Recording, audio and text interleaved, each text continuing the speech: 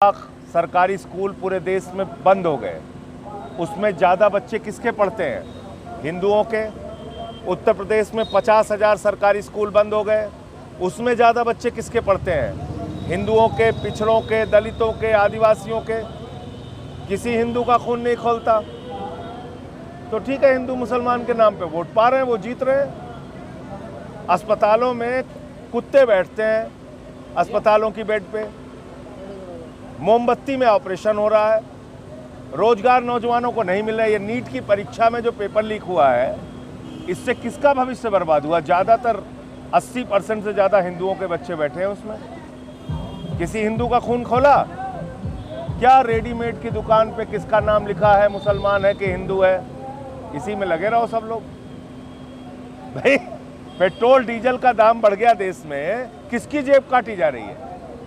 ज़्यादातर संख्या हिंदुओं की है, उनकी जेब काटी जा रही है। 44 लाख करोड़ रुपए मोदी सरकार लूट के चली गई टैक्स के नाम पे। 3.5 लाख करोड़ रुपए डीजल पेट्रोल के टैक्स के नाम पे, मुनाफे के नाम पे कंपनियों ने लूटा। अभी गैस का दाम बढ़ गया, तेल का दाम बढ़ गया, किसी को कोई फर्क नहीं पड़ रहा। संजय जी, पूरा विपक्ष, पूरा जो युवा है, बेरोजगार है, वो सड़कों पर है। उसके बावजूद भी सरकार जो है किसी को सुनने के लिए देखिए, ये घोटाला करके जीतते हैं, पहली बात।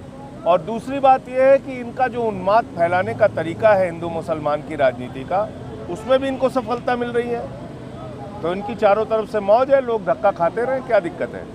संजय जी, आपके साथ सांसद आपको छोड़कर, आपकी पार्टी को छोड़कर चले जाते हैं, वो सब घिसी पिटी बातें हैं, उसका कोई फर्क नहीं पड़ता। जो जिसको जहाँ जाना था गया।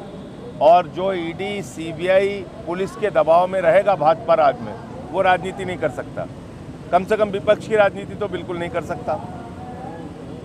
तो इसलिए जिसके अंदर हिम्मत होगी, दम होगा। हमारे साथ एक इसमें यात्रा में दीपचंद जी चल रहे हैं। उनको दोनों आंखों की रोशनी नहीं है, लेकिन उनको इस देश के लिए दर्द है।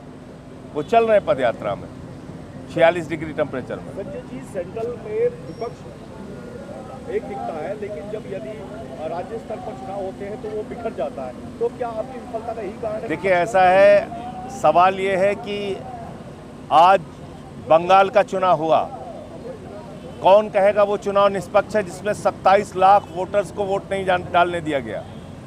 और हमारे देश की सुप्रीम कोर्ट कहती है चलो अगले बार वोट डाल देना। मजाक हो रहा है? 6 लाख वोटर बढ़ा दिए गए फाइनल वोटर लिस्ट के बाद। मजाक हो रहा है? दिल्ली में केजरीवाल जी के क्षेत्र में 44,000 वोट काट दिए गए। तो ऐसे ही है चुनाव। संजय जी, पंजाब बचा पाएंगे? 100%। पंजाब में हमारी सरकार है, फिर से आएगी।